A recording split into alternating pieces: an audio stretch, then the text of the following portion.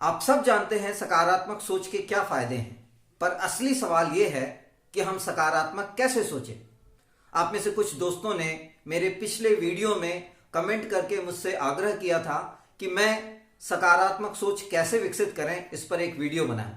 तो आज मैं आप लोगों को सकारात्मक कैसे सोचें इसके लिए 5 तरीके बताऊंगा। पहला तरीका है एहसानमंद हो।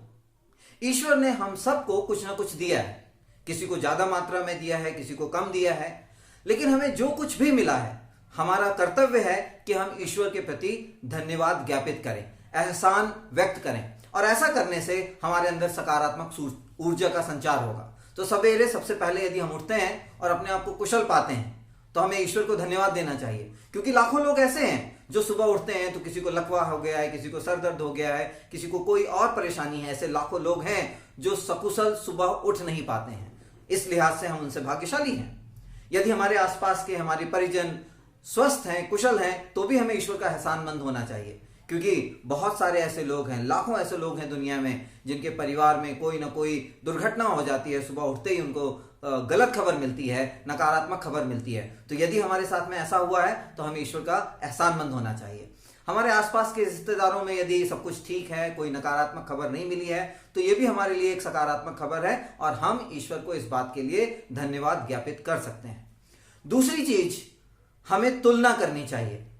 पर दुख की बात यह है कि जब कभी हम तुलना करते हैं तो ऐसे लोगों से तुलना करते हैं जो हमसे ज्यादा भाग्यशाली हैं, जो हमसे ज्यादा समृद्ध हैं, जो हमसे ज्यादा सुखी हैं। और जब हम अपनी तुलना उन लोगों से करते हैं तो अब हमेशा दुखी हो जाते हैं। हमें ऐसा लगता है कि हमें ये सब कुछ क्यों नहीं मिला जो दूसरे लोगों को मिला है। इसलिए अब हमें सकारात्मक सोच का विकास करने के लिए उन लोगों से तुलना करनी है जो हमसे थोड़ा कमतर है, जो कम भाग्यशाली हैं, जिनके पास हमसे थोड़ा कम संसाधन है, जिनका एजुकेशन लेवल, जिनकी शिक्षा हमसे थोड़ा कम है, जो हमसे कम समृद्ध हैं। और जब हम अपनी तुलना उन लोगों से करेंगे तो हमारे अंदर एहसान का भाव, कृतज्ञता का भाव तो पैदा ही होगा। हमारे अंदर ऐसा भी लगेगा कि नहीं, हम तो बेहतर हैं कुछ लोगों से, ऐसे बहुत सारे लोग हैं जिनसे हम बेहतर हैं। तो जब हमारी तुलना सही परिप्रेक्ष्य में होगी तो हमारे अंदर विकास का भाव आएगा, सकारात्मकता का भाव आएगा। जो तीसरा तरीका है वो ये है कि हमें अपने चारों तरफ सकारात्मकता का माहौल बनाना चाहिए। आप सब लोग उस चील के बच्चे की कहानी अवश्य जानते होंगे जो पैदा होते ही अपने परिवार से बिछड़ गया और बिछड़ने के बाद में वो मुर्गियों के एक झुंड में रहने लगा। जिस तरह से मुर्गियां चलती वैसे ही चलता, 2-4 फीट तक उड़ता, फिर नीचे आ जाता, दाना चुगने लगा और इस तरह से उसका बचपन बीतने लगा। संयोग की बात यह हुई कि एक बार उसका सामना एक चील से हुआ। चील ने उसे बताया कि तुम तो इस तरह से मुर्गी की तरह उड़ रहे हो, तुम 6 फीट तक उड़ पाते हो, 5 फीट तक उड़ पाते हो। तो उसने कहा कि भाई मैंने तो बचपन से ऐसा ही देखा है, मेरे जितने साथी हैं, संगी हैं, जो मेरे आसपास लोग रहते हैं, वो सब 2-4 फीट ही उड़ पाते हैं और इसी तरह से दाना चुगते हैं। उन्हीं को देख देख करके मैं ऐसा कर रहा हूं, इससे ज्यादा मैं क्या कर सकता हूं, मुझे समझ में नहीं आता। तो फिर उस चील ने उसे अपने साथ में लिया, उसे आईना दिखाया कि देखो तुम दरअसल एक मुर्गी नहीं बल्कि तुम एक चील हो और तुम यहाँ 2-4 फीट की ऊंचाई उड़ने के लिए नहीं पैदा हुए हो। तुम्हारी क्षमता असीम है, तुम्हारी जो क्षमता है वो आसमान की बुलंदियों को छूने की है, तुम आसमान की ऊंचाइयों को छुओ, आओ मैं तुम्हें अपने साथ में ले चलता हूं। और जब चील ने यह अनुभव किया कि वास्तव में उसके पंख इतने मजबूत हैं कि वो आसमान की बुलंदियों को छू सकता है, तब उसे अपनी क्षमता का एहसास हुआ।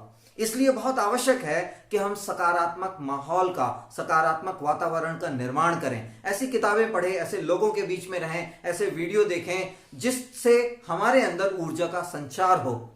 साथ में हमें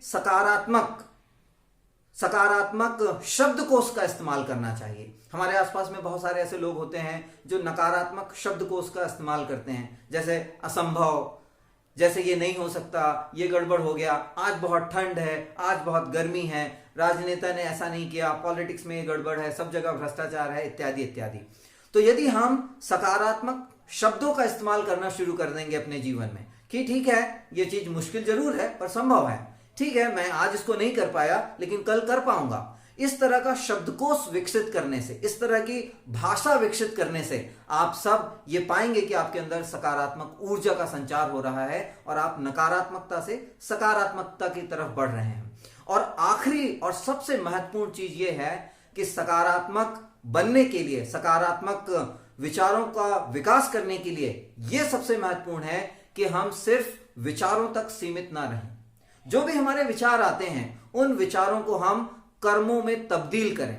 हम बहुत सारा सोचते हैं, लेकिन यदि हम उसके एक हिस्से को अपने कर्म में परिणित कर पाएं, उसको एक्शंस में तब्दील कर पाएं, उसको अपने सच्चे अर्थों में उसको कर्म में ढाल पाएं, तो हमारी बड़ी सफलता होगी। तो विचार करें, विचार करना आवश्यक है, लेकिन यह मत भूलिए कि विचार करने के बाद में कर्म करना बहुत आवश्यक है, क्योंकि विचार करने वाले लोग बहुत हैं, कर्म करने वाले लोग हैं। यदि आपने विचार किया, उसके पश्चात कर्म किया, तो आपके अंदर ये ऊर्जा आएगी कि अच्छा, जो मैंने सोचा था उसे मैंने किया है, और उस पूंजी के साथ, उस सकारात्मक विचार के साथ आप बहुत आगे जा सकते हैं, अपनी सकारात्मक ऊर्जा को बढ़ा सकते हैं। बस मैं आज यही आपसे कहना चाहता था। यदि आपको यह वीडियो पसंद आया है तो इसे दूसरे लोगों के साथ शेयर करें और अपने अंदर सकारात्मक ऊर्जा का संचार करें। बहुत बहुत धन्यवाद। नमस्कार।